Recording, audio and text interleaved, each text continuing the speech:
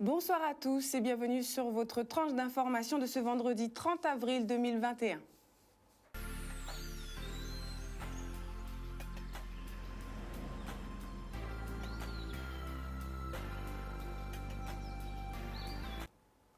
Les titres de votre journal du soir ce vendredi 30 avril 2021. La direction régionale des comptes, régionale des douanes présentait ce matin à la presse son bilan pour l'année 2020. Le maire de Sainte-Rose, Claudine Bajazet, a été appelée face au tribunal administratif pour justifier ses comptes de campagne. Enfin, malgré les difficultés de livraison outre-mer rencontrées par certains commerçants, les artisans fleuristes ont bien reçu leur commande de muguet. Le centre de vaccination, autrement dit appelé vaccinodrome, est ouvert à la population majeure en Guadeloupe. À l'aéroport Paul Caraïbes aux Abîmes, le vaccin proposé dans ce centre est le Pfizer BioNTech. Depuis le début de la campagne, ce sont près de 48 000 personnes qui ont été vaccinées sur le territoire, soit environ 10% de la population de l'île. Pour rappel, la vaccination contre la Covid-19 n'est pas obligatoire et résulte du libre choix de chacun. Reportage signé Stanley Manicor. Je peux vous inclure à la vaccination. Donc, 30, monsieur le préfet, vous avez fait le bon geste et j'espère que le maximum de la population va faire ce geste-là et pour qu'on puisse obtenir une immunité collective le plus tôt possible. On est d'accord, c'est exactement ce qu'il faut qu'on obtienne. Et la couverture à 95% au bout de combien de temps? Au bout de deux semaines. Deux semaines. Mais vous, je pense que vous faites partie des cas particuliers. Vous étiez, entre guillemets, vacciné par le fait d'avoir eu la Covid. Ouais.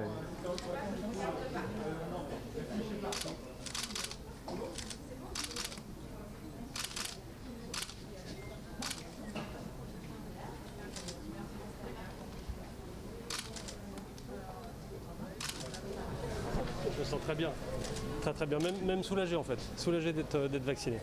En plus, vous avez entendu, comme j'ai déjà eu le Covid, comme tout le monde le sait, puisque j'ai eu un test positif, je n'aurai qu'une seule injection et donc je suis déjà couvert, d'ici 2 semaines, je serai couvert intégralement par cette première injection. Voilà, c'est aussi un message important pour ceux qui auraient été malades, qui auraient eu le Covid dans les 6 mois qui précèdent. Voilà, donc je suis plutôt soulagé d'être vacciné. Il faut quand même qu'on ait des figures significatives qui se fassent vacciner pour pouvoir inciter la population aussi de se faire vacciner. Et je pense qu'on est sur la bonne voie vu l'affluence qu'on a depuis l'ouverture de ce vaccinodrome. C'est encore un plus pour ce vaccinodrome. On se vaccine pour soi, bien évidemment, on se vaccine aussi pour les autres. C'est quand on aura une immunité collective qu'on sera capable ensuite d'évoluer sans masque, de quitter le confinement, de quitter les couvre-feux, de quitter toutes les difficultés qu'on a à avoir des activités normales. Donc voilà, c'est ce que je dis, c'est ça, c'est se vacciner, c'est pour soi évidemment, mais c'est aussi pour les autres. J'invite tous les gens qui ont 18 ans et plus, donc effectivement les majeurs comme vous le dites, ils ont la possibilité de se faire vacciner, à venir se faire vacciner évidemment, soit en prenant des rendez-vous, il y a des centres de vaccination, on peut retrouver sur les sites internet tous les centres de vaccination, soit en venant ici, ce qu'on appelle le vaccinodrome, enfin tout le monde comprend bien ce que ça veut dire, qui est ouvert sans rendez-vous pour le week-end, et on va ensuite élargir les plages à compter de la semaine prochaine. Vous l'aurez compris, le préfet de la Guadeloupe fait partie des adultes consentants pour la prise du Pfizer BioNTech. En bref, point de situation régionale fourni par l'Académie de Guadeloupe. 56 élèves sur 90 259 seraient des cas Covid confirmés. Aussi, 16 membres du personnel sur un effectif total de 10 375 agents seraient également des cas Covid confirmés.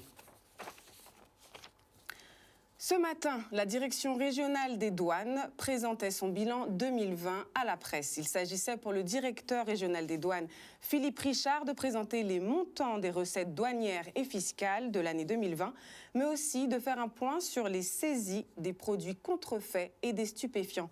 Reportage signé Maxime Morel.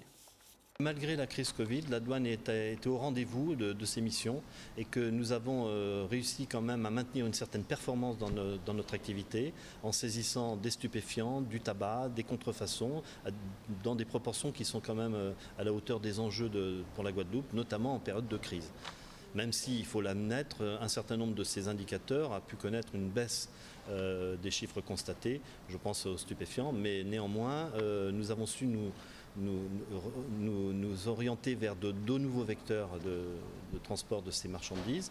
Je prenais l'exemple des stupéfiants et notamment de la cocaïne qui, n'étant pas transportée par des passagers en aérien, se retrouve maintenant plutôt dans le fret postal et les colis postaux. Et donc nous avons su nous orienter vers ces nouveaux vecteurs pour trouver des quantités non négligeables. L'administration des douanes avait une double mission. D'abord d'assurer effectivement l'approvisionnement, garantir l'approvisionnement de tous ces matériels de protection, masques, médicaments, vaccins, pour évidemment fournir les hôpitaux notamment et l'ensemble de la population. Et ça, nous l'avons fait en facilitant les opérations de dédouanement, en rendant ces dédouanements plus rapides. Et en même temps, on se devait de vérifier évidemment la conformité de tous ces produits, puisqu'il y avait un enjeu sanitaire très important. Et c'est ce qu'a pu réussir à faire la douane ici et partout, c'est-à-dire de conjuguer à la fois la fluidité nécessaire et effectivement un examen attentif de tout ce qui a été importé. Et par ailleurs, nous avons su aussi accompagner des entreprises qui pouvaient connaître des difficultés économiques liées à cette crise, en leur accordant des facilités de paiement et en voyant avec eux le calendrier effectivement de leur règlement douanier, de façon effectivement à soulager leur trésorerie, chose que nous avons réussi à faire. En 2020, on a 98 kg de produits stupéfiants, donc ça comprend un certain nombre de produits, dont 74 kg de cocaïne. On a 24 kg de cannabis et résine de cannabis. Donc ça, c'est pour les produits les plus forts. Et puis après, quelques produits autres en matière de stupéfiants. Ces marchandises que je viens d'énumérer ont fait l'objet d'une destruction, une opération de destruction qui a été menée il y a une quinzaine de jours, qui nous a permis donc de détruire 2 tonnes de marchandises illicites et qui ont été saisies pour une valeur estimée à plus d'1 500 000 €. La valeur étant parfois difficile à donner puisque c'est la valeur soit de la douane, soit la valeur sur le marché, puisque ces valeurs-là peuvent fluctuer. Le maire de la ville de Sainte-Rose, Claudine Bajazet, se retrouve au tribunal administratif afin de justifier ses comptes de campagne des dernières élections municipales. Ayant plusieurs situations délicates à gérer depuis le début de son mandat à la mairie, Claudine Bajazet préfère rester sereine. Reportage signé Charlie Dagonia. Alors, je vais laisser les gens juges de dire si c'est un acharnement. En tout cas, on parle beaucoup de nous. Alors, une affaire a eu lieu. Je prends acte des conclusions du rapporteur public en dépit des éléments factuels et matériels que nous avons apportés dans le mémoire en défense. Un délibéré aura lieu dans 15 jours. Je prendrai la tenue de ce délibéré et je vais me rapprocher de mes conseils afin d'aviser de la suite. Nous continuons de travailler pour la population puisque nous sommes à son service, malgré les difficultés que nous rencontrons, par exemple comme les actes de vandalisme qui se sont passés au service technique où tous les pneus des voitures ont été crevés. Eh bien, nous continuons de travailler avec le conseil municipal, avec les élus, et pour que notre ville puisse continuer d'avancer. Eh bien, dire à la population saint-rosienne que nous sommes là, nous sommes présents, nous continuons d'être à côté d'elles, nous sommes à leur service, à leur écoute. Et dans le cadre des services minimums, nous continuons à être présents et à être à leur service. Voilà ce que je pourrais leur dire. D'être patient, la situation, je pense, avec la grève, va trouver un épilogue, ça va trouver une solution. Les producteurs de la filière canne de la Guadeloupe dite continentale soutiennent les producteurs de Marie-Galante qui ont dû interrompre brutalement leur campagne de récolte. La solution trouvée à ce jour est le convoyage des cannes de Marie-Galante à l'usine de Gardel au Moule afin que les planteurs marie-galantais ne perdent pas leur production. On rappelle que la production de canne à sucre à Marie-Galante représente un volume de 70 000 tonnes. Reportage signé Olivier Félix. Mais c'est les mêmes provisions que le GUE, au niveau du GUE que nous avons fait. C'est que les cannes, dans les conditions qui ont été établies la semaine dernière, sortent de Marie-Galante, mais sous le nom de l'unité sucrière de Marie-Galante, et viennent à Gardel pour être broyées, dans les conditions pour que les planteurs n'aient pas plus de charge, l'une des premières conditions. Donc pour moi, c'est la meilleure solution pour qu'il n'y ait pas une année blanche au niveau de la récolte 2021 pour les Marie-Galantais. je comprends les planteurs, je comprends les ouvriers de l'usine aussi, parce qu'il faut savoir qu'il y a eu un bruit qui a circulé pendant un certain nombre, en fin de récolte l'année dernière jusqu'au début de la récolte, où il était question que les cannes de maïs-galantes sortent de maïs-galantes pour venir à Gardel. Donc, lorsque vous voyez ce qui se passe aujourd'hui,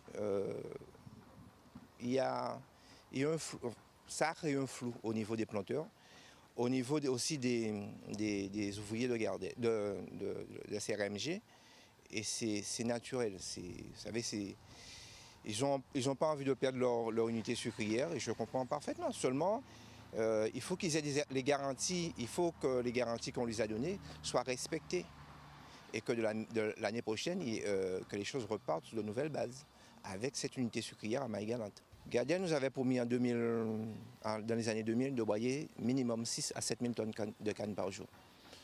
Je pense que s'ils ont accepté de prendre les cannes de maïs-galantes, c'est qu'ils se sentent dans la capacité de pouvoir broyer ces cannes-là. En bref, la préfecture de la région Guadeloupe précise que les pitacoques de Capesterre-Belle-Eau ne bénéficient d'aucune autorisation préfectorale de réouverture.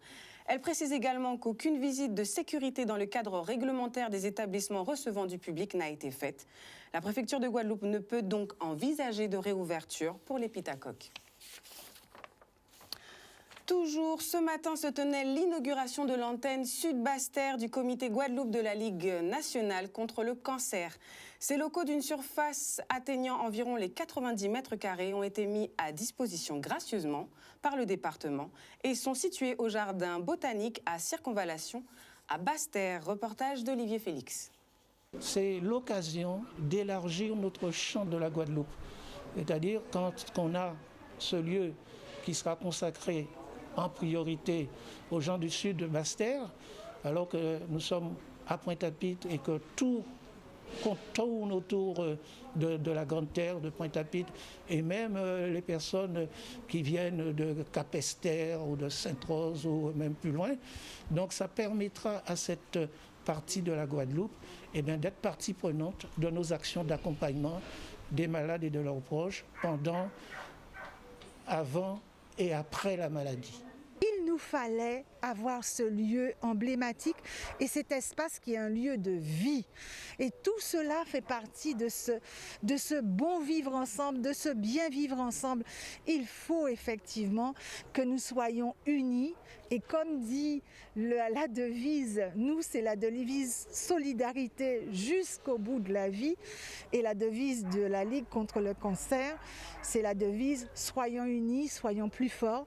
Eh bien, en étant ensemble, nous sommes unis, nous sommes plus forts et nous vaincrons aussi ce mal. En tout cas, cet espace est dédié à tous les Guadeloupéens et particulièrement à ceux du sud Basse-Terre qui l'attendaient de vive voix. Plus de proximité, ce qui fait que, on aura à ce moment-là des bénévoles de la région qui vont s'y intéresser. Ça commence déjà. On aura aussi des intervenants des soins de support qui sont des spécialistes, par exemple des psychologues, des spécialistes de l'art-thérapie, même des spécialistes de l'anglais, des choses comme ça. Ça permettra que dans cette zone, nous allons trouver ces gens-là. Et ce qui fait que, ils ne vont pas faire Basse-Terre, Pointe-à-Pitre pour venir faire une intervention pour notre comité. À l'occasion du 1er mai, fête du travail à l'échelle nationale, il s'agit également d'offrir du muguet. Cette fleur exotique, dirons-nous pour le territoire, puisqu'elle ne pousse pas dans nos régions. Les artisans fleuristes sont ravis de pouvoir perpétuer une tradition qui, pour eux, reste essentielle. Interview au micro de Maxime Morel. Le muguet est un symbole du 1er mai. C'est une fleur éphémère qui souhaite du bonheur. La tradition est très respectée en Guadeloupe. On a une forte demande de muguet, même s'il est un peu difficile en ce moment d'en recevoir, mais les clients sont bien présents et ils viennent, ils appellent pour passer leurs commandes. De façon générale, on a eu des plantes, on a eu des tiges coupées. C'est vrai qu'on a eu beaucoup de fleuristes qui n'ont pas pu recevoir correctement leur arrivage, mais dans l'ensemble, oui, merci, on a quand même pu recevoir ce qu'il fallait. Le 1er mai reste toujours un moment, déjà qu'on passe d'habitude en famille, hein, c'est un moment où on se partage des choses, on se donne du courage au travail, puisque c'est la fête du travail. Mais c'est vrai que c'est particulier, mais c'est quand même mieux que l'année dernière. Puisqu'on continue à travailler, ça se passe relativement bien. Les clients, ils se déplacent, puisqu'on est parmi les magasins qui peuvent rester ouverts. On fait beaucoup de livraisons, des commandes à distance. Et puis, on a le système Drive, donc les clients n'ont pas forcément besoin d'entrer dans les boutiques. On s'organise très bien. Afin d'éviter le gaspillage d'une surproduction de tomates, un agriculteur et une équipe de commerçants ont mis en place une opération de glanage, autrement dit de récolte de tomates directement dans les champs. Événement organisé avec un esprit de partage et de convivialité, il est toutefois essentiel de s'y inscrire pour y participer. Plus de détails avec le reportage signé Stanley Manicor. Il faut savoir que Monsieur Salade, comme beaucoup d'agriculteurs, il a une surproduction en ce moment, donc surtout de tomates. Donc comme c'est l'essence de Glan Market de lutter contre le gaspillage alimentaire, c'était normal pour nous de faire cette opération glanage aujourd'hui, pour sauver justement ces kilos de tomates. On se trouve entre distribution et consommation. Là, on agit dès la production. Il faut savoir que 32% de l'ensemble du gaspillage alimentaire, selon l'ADEME, se produit dès la production. Donc c'était super important pour Glan Market d'agir dès la production. Nous, c'est la première étape, mais pour l'agriculteur, c'est sa dernière étape, le glanage. On est sur une exploitation agricole qui fait plus de 15 hectares. On produit quand même de grosses quantités et suite à la crise sanitaire, on ne peut pas écouler exactement tous nos produits. Donc au lieu qu'il y ait du gaspillage, on a fait appel à Glan Market afin de faire un bon partenariat pour éviter et lutter contre le gaspillage alimentaire. C'est une annonce que j'ai vue sur WhatsApp qui passait et je me suis dit pourquoi pas déjà le gaspillage alimentaire, mais c'est embêtant, j'aime pas ça du tout. Et l'activité quoi, moi j'aime bien récolter, je fais un peu chez moi mais c'est pas comme ça, c'est un peu plus réduit et j'aime bien. Cela me permet de limiter mes pertes et de ne pas avoir du gaspillage parce que si la tomate elle reste sur l'arbre et qu'elle n'est pas récoltée, ben, fatalement elle va pourrir et puis on va dire que c'est de la nourriture qu'on va perdre et qui va être gaspillée. Vous savez pourquoi vraiment on l'a fait, madame? Parce que vous avez un excédent, c'est ça? Voilà, et c'est pour lutter contre le gaspillage alimentaire. Ah ben c'est pas. Voilà. C'est parfait. Et le prix est intéressant aussi. Ah non, là c'est que vous donnez là, hein, là c'est carrément donné là. 10,50? Oui, 10,50. Là, vous donnez. 50 pour combien de kilos? Pour 20 kilos, 70 grammes, ouais, 20 kilos à peu près. S'il y a moins de tourisme, donc il y a moins de restauration, il y a moins d'hôtels qui ouvrent. Si là, en ce moment, avec le confinement, les écoles ils sont fermées, donc c'est des tomates ou des produits que je ne peux pas écouler au niveau des caisses des écoles de la Guadeloupe. Donc je pense que tout le monde est impacté d'une façon ou une autre et il faut vraiment penser à se soutenir mutuellement et rester confiant pour l'avenir. C'est une opération qui va durer jusqu'à demain après-midi, donc on attend du monde. Ils sont répartis en groupes de 6 pour respecter les gestes barrières. Le champ est très grand, donc c'est en plein air, c'est espacé. Donc il y a beaucoup de monde, mais chacun a de l'espace.